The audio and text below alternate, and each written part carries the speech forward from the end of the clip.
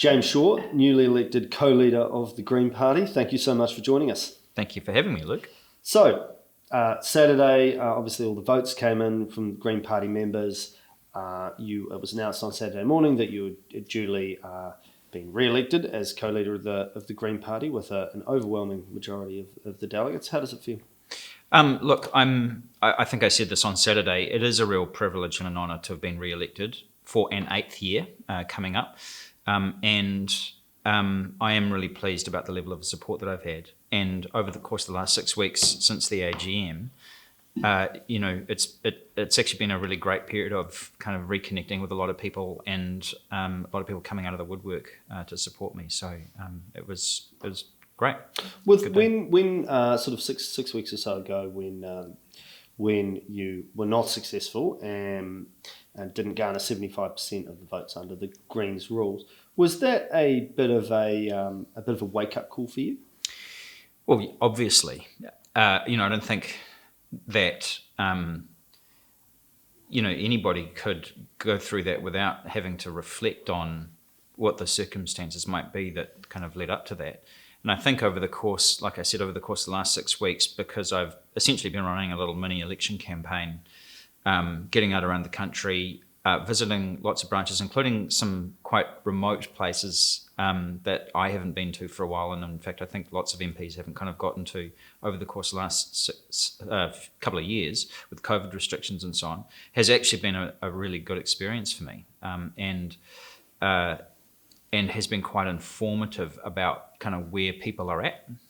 To what degree do you think? I think the COVID and not being able to get out and about the place, it's obviously been tough for every political party. The Greens probably a bit more so, because you guys have been, stricter self-policing with your rules. We have, and there aren't that many of us as well. So there is just that thing about how, kind of we are spread quite thin in terms of kind of being able to get to every part of the country. And you're right, we did observe a higher standard in terms of our contact. And I think that was the right thing to do. But like anything, it has consequences. And for me as a Wellington-based MP, I had virtually not left the city in 2 years.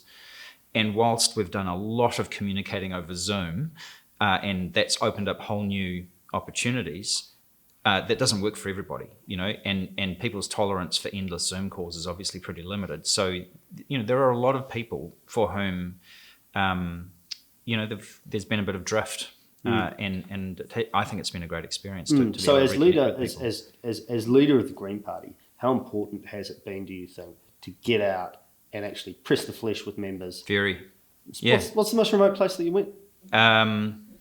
Aportiki, which was great. First of all, it's an astonishingly beautiful part of the countryside.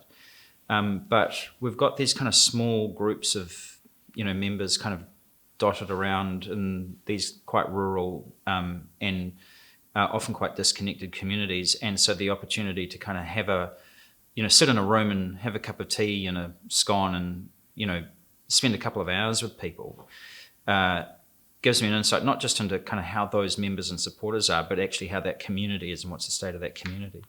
And of course, that's generally what MPs do most of the time, but we haven't really been in that practice much recently. And so I did actually find the whole experience quite constructive. So obviously you're now back, you're in the leadership for another year.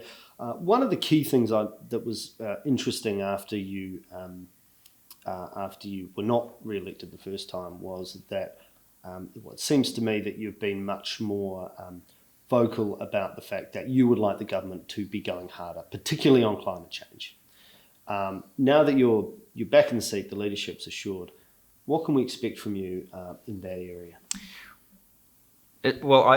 My experience of that's slightly different, because I think I've been saying that quite a lot. But of course, because there was a bit of a spotlight on me in that particular moment, people actually saw me saying it, and so I have to say that has been the number one thing that people have been talking about over the course of the last 6 weeks, is just that sense of anxiety, which I do share, that the government's not moving fast enough on climate and that the scale of action that we're undertaking isn't great enough. And that is something that I've been saying for a very long time, and I will continue to say it. And my own sense of anxiety about that is increasing rather than decreasing as the days pass. So are you going to be pushing the government harder, and what does that, the rest of the government harder, and what does that look like? Well, I think the main things that we've done this year, the emissions reduction plan, the national adaptation plan, we're now in a phase of actually having to execute on those things, and they are massive programs of work.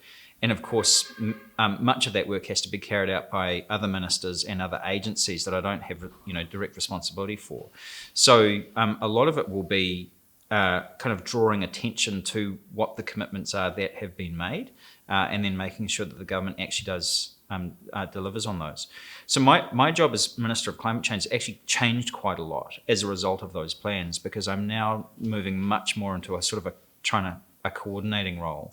I've obviously still got areas like the emissions trading scheme and so on that I'm directly responsible for, but there's I think more of a role, more of a leadership role for the Minister of Climate Change than there has been in the past. So it's gone from, I guess, doing all of the policy work to actually making it all happen now. Is that what you're saying? Yeah, that's right. It's been, we spent a lot of time in the first term creating this kind of infrastructure, and I think that's a really solid foundation, but we are now moving very much into an implementation phase. Now that we've got those two big statutory plans out, we have to do all the things that are in them, and getting them over the line was bloody hard work.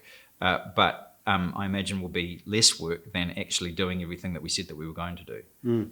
So in your travels around the country, have you found a Green Party in fine fettle? Yeah, I have.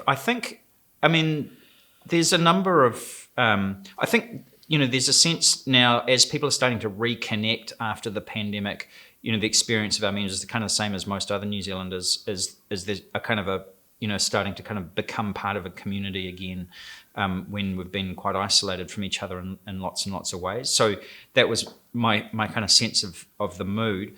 The other thing, of course, is that there's a local body election happening in the next few weeks. And so, we've got candidates all over the country, and they're doing a great job, and, we're out kind of campaigning. And that is actually when we're at our best, is when we're kind of focused on getting more green bums around more council tables, more MPs into the next parliament, that kind of thing. And so I think our mood always lifts when there's a campaign on, and that's my sense around the country. Have you found this a humbling experience? Well, yes. Look, I lost my job, and people kind of argue the numbers and the causal and all that kind of stuff, but that doesn't change the result. And so it was a moment to sort of take stock and to reflect. At the same time, I had a huge amount of support as a result of the kind of AGM, and that's been really kind of gratifying to hear as well. Including, like I said, from a lot of people haven't had a lot of contact with in recent years. It was kind of really nice to kind of get people, coming out and saying actually they did really want me to carry on as co-leader, and that was instrumental in me making up my mind about putting my name forward again. Mm. Obviously, we're heading into this year is galloping away from us. Yep. The end of next year, we're looking at election possibly around somewhere between October, November next year. Climate aside, and putting on very much your Greens leader hat, what are going to be some of the areas that you're going to be focusing on over the next year and a bit? This is not going to shock you in the slightest, but we will be leading on climate change, and again over the last 6 weeks, it's really clear that our members and supporters are very, very, very focused on that. But as always, we do not disaggregate that crisis from the biodiversity crisis or from the crisis of deepening poverty that we've got in this country. And in many ways, whilst there have been some glimmers of hope in those domains, there's also been a lot of things going in the wrong direction. And I think that the Greens do play a role consistently in every election and in every parliament in calling attention to that kind of, that sort of triple crisis of the climate, of biodiversity, and of inequality and poverty. And to be able to say, well, actually, there's one way that you can have a government that actually treats those things at the order of magnitude that those crises are occurring, and that is by ensuring that the Greens have more of a role in the next government. And so I'll be making that case very, very strongly. Over the last 6 weeks, as I've been getting around the country, I've been making that case consistently, and actually the sense that I've got back from people is, yes, they really want that. They do see that, they're very proud of the work that we've been able to do so far, but actually we need to double down. We need to get more Green MPs into Parliament, which means we need to get more Green ministers into the next government. And that way we can have maximum influence over the work program of that government and actually make some headway on those three things. Are you the Labor Party's conscience? I don't like to talk about the Greens in relation to other parties. I think everybody sets out their own stall. We've got ours. I think people are pretty clear about what it is that we stand for. I think that the 5 years that we've been in government, we've shown that we can make a really solid contribution to a government, and I think that we're starting to see that people are kind of going, well, actually, they could probably do with a bit more support in there and make more of a contribution than we've been able to the last 5 years. And leading into the end of the year, obviously the Queen has just died as we speak, a couple of days ago. And what are the key things that you're going to be focusing on in the next 3 months in the lead up to the end of the year? Well, for me personally, with my ministerial hat on, we've got quite a big piece of work with agricultural emissions pricing due towards the end of this year. And that is a very challenging area of policy. That has eluded governments for the better part of 3 decades now. We passed legislation in the last term saying that in 2025 there would be agricultural emissions pricing in this country, and we will be the first country in the world to have agricultural emissions pricing. But the detail of it is, of course, incredibly contentious. So that's going to be a lot of my focus this side of Christmas.